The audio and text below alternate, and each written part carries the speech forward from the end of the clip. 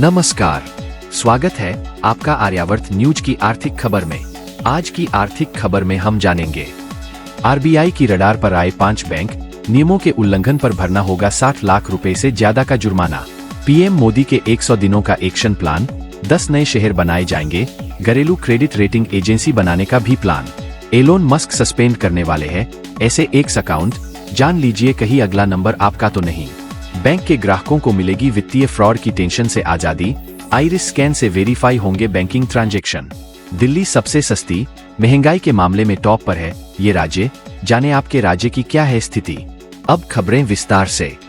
आपको बता दें कि आरबीआई के बनाए रेगुलेटरी नॉर्म का पालन नहीं करने वाले बैंकों के खिलाफ सख्त कार्रवाई की जाती है। ऐसे ही अब 5 सहकारी बैंक आरबीआई की नजर में आए हैं, जिन्होंने आरबीआई के नियमों की अवहेलना की, जिसके कारण इन बैंकों को कुल मिलाकर 60.3 लाख रुपए का जुर्माना देना होगा। इन बैंकों में शामिल है जिला सहकारी bank Dehradun, the Kangra cooperative bank नई दिल्ली, राजधानी नगर सहकारी बैंक लखनऊ, राजकोट नागरिक सहकारी बैंक और जिला सहकारी बैंक गढ़वाल। इन बैंकों के निदेशकों द्वारा रिश्तेदारों और रुचि रखने वाले फर्म को नियमों की अवहेलना करते हुए लाभ पहुंचाया गया है, जिसके कारण राजकोट नागरिक सहकारी बैंक पर 43.30 लाख रुपए की पेनल्टी लगाई गई है। इसके अलावा अन्य बैंकों पर अलग अलग नियमों की अवहेलना करने के कारण जुर्माना लगाया गया। आपको बता दें कि इस जुर्माने का असर ग्राहकों पर नहीं होगा, इससे कोई भी लेनदेन या एग्रीमेंट प्रभावित नहीं होगा। आरबीआई का कहना है कि बैंकों के कार्यों पर बारीकी से नजर रखकर उनके खिलाफ कार्रवाई की जाती है, ताकि सभी बैंक बैंकिंग रेगुलेशन का अच्छे से पालन करें। आपको बता दें कि नियमों का पालन नहीं करने के कारण आरबीआई ने इसके पहले LIC हाउसिंग फाइनेंस पर 49.70 लाख रुपए और IDFC फर्स्ट बैंक पर 1 करोड़ रुपए का जुर्माना लगाया था। इसके अलावा 4 NBFC के पंजीकरण प्रमाण पत्र को भी रद्द कर दिया था। अब खबर पीएम मोदी के एक्शन प्लान की। आपको बता दें कि मोदी सरकार लोकसभा चुनाव 2024 में जीत को लेकर आश्वस्त है। पीएम मोदी ने अभी से सभी मंत्रालयों को 100 दिवसीय एजेंडे पर काम करने का आदेश दे दिया है। अब खबर आ रही है कि इसके तहत भारत सरकार के अधिकारी होम लोन पर ब्याज में छूट और कई नए शहर बनाने के योजना पर काम कर रहे हैं। मामले से परिचित अधिकारियों ने बताया कि 100 दिवसीय एजेंडे में लगभग 10 नए शहर स्थापित करना शामिल है। अधिकारी ने बताया कि इस परियोजना के लिए लगभग 100 बिलियन रुपए की शुरुआती फंडिंग की आवश्यकता होगी। प्रस्ताव इस सप्ताह जारी किए गए सत्तारूढ़ पार्टी के चुनाव घोषणापत्र में बताए गए लक्ष्यों को विस्तार देते नजर आ रहे हैं। इससे मैन्युफैक्चरिंग को दमदार पुश मिल सकता है। गौरतलब है कि पीएम मोदी ने घोषणापत्र के लॉन्च पर कहा कि उन्होंने अधिकारियों को अपने पहले 100 दिनों में लागू किए जाने वाले कार्यक्रमों पर काम शुरू करने का निर्देश दिया है। अधिकारियों ने बताया कि किफायती घरों के लिए लोन पर नई ब्याज सब्सिडी योजना की योजनाओं पर भी चर्चा चल रहा है, जिसकी घोषणा सबसे पहले मोदी ने पिछले साल की थी। अब खबर एलोन मस्क के एक्स, जिसको कि पहले ट्विटर के नाम से जाना जाता था, पर लिए जाने वाले एक्शन की। आपको बता दें कि एक बार फिर से सोशल मीडिया प्लेटफॉर्म एक्स की साफ सफाई होने वाली है। इस बारे में एक्स के मालिक एलन मस्क ने ही घोषणा की वे एंगेजमेंट फार्मिंग वाले एक्स खातों को जल्द ही हटाने वाले हैं। जब से माइक्रो ब्लॉगिंग प्लेटफॉर्म एक्स की कमान एलन मस्क ने अपने हाथ में ली है, तब से वे इसमें एक के बाद एक कई बदलाव करते जा रहे हैं। कभी ट्विटर से नाम बदलकर एक्स रख दिया, तो कभी ब्लू टिक के लिए सब्सक्रिप्शन शुरू कर दी, कभी कई सारे एक्स अकाउंट को बंद कर दिया। एक्स की पॉलिसी का पालन नहीं कर रहे खातों को एलन मस्क बंद करने वाले हैं। इसके लिए उन्होंने एक्स प्लेटफॉर्म से अकाउंट की जांच करनी भी शुरू कर दी है।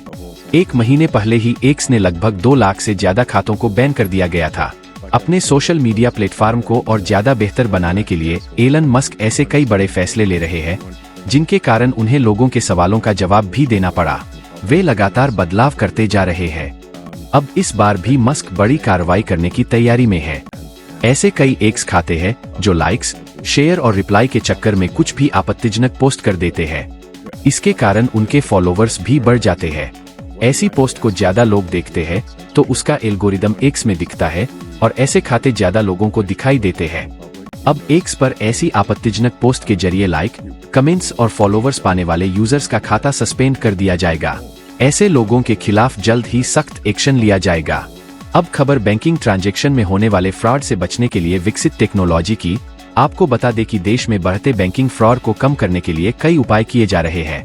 अब ग्राहकों को और अधिक वित्तीय सुरक्षा देने, उनके लेनदेन की सुरक्षा को बढ़ाने के लिए वाणिज्यिक बैंक वेरिफिकेशन के लिए आइरिस स्कैन के विकल्प को अपना सकते हैं। ये विकल्प खास तौर पर वरिष्ठ नागरिकों की सहायता के लिए लाया जा रहा है। उम्र बढ़ने के कारण बुजुर्गों की उंगलियों के निशान भी अलग हो जाते हैं, जिसके कारण वेरिफिकेशन में परेशानी का सामना करना पड़ता है। बैंक के एक अधिकारी ने बताया कि इस बारे में आरबीआई बैंकों के साथ मिलकर चर्चा कर रहा है। इसके लिए पिछले महीने ही बैठक हुई थी। आइरिस स्कैन से सत्यापन में मजबूती तो मिलेगी, लेकिन इसमें भी कई चुनौतियों का सामना करना पड़ेगा। जिन वरिष्ठ नागरिकों का मोतियाबिंद का ऑपरेशन होता है या आंखों की कोई अन्य सर्जरी हुई हो, तो ऐसे में उनके फिर से नामांकन जैसे अन्य विकल्पों पर विचार किया जा रहा है। साल 2019 में आईआईटी जोधपुर ने रिसर्च के बाद बताया था कि जब भी किसी व्यक्ति की मोतियाबिंद जैसी कोई आंखों की सर्जरी होती है तो इससे आइरिस की बनावट प्रभावित होती है। यानी आइरिस आधारित बायोमेट्रिक वाली पहचान प्रणाली के लिए यह चिंता का विषय है। आपको बता दें कि देश में पब्लिक सेक्टर का सबसे बड़ा बैंक एसबीआई भी आइरिस स्कैन के विकल्पों की तलाश कर रहा है। पिछले साल ही भारतीय स्टेट बैंक ने इस बारे में कहा था कि वे अपने ग्राहकों और वरिष्ठ पेंशन भोगियों के लिए सीएसपी केंद्रों पर आइरिस स्कैनर स्थापित करने के विकल्पों की तलाश कर रहे हैं। एसबीआई में ही एक पेंशन भोगी महिला के अंगूठे का निशान बैंक के पास उपलब्ध डेटा से मेल नहीं खा रहा था, जिसके बाद महिला को खाली हाथ घर लौटना पड़ा था। इसके बाद मैनुअल तरीके से महिला का सत्यापन करके पेंशन की राशि खाते में भेजी गई। आपको बता दें कि एक्सिस बैंक देश का पहला बैंक है जिसने आइरिस प्रमाणीकरण सुविधा की शुरुआत की।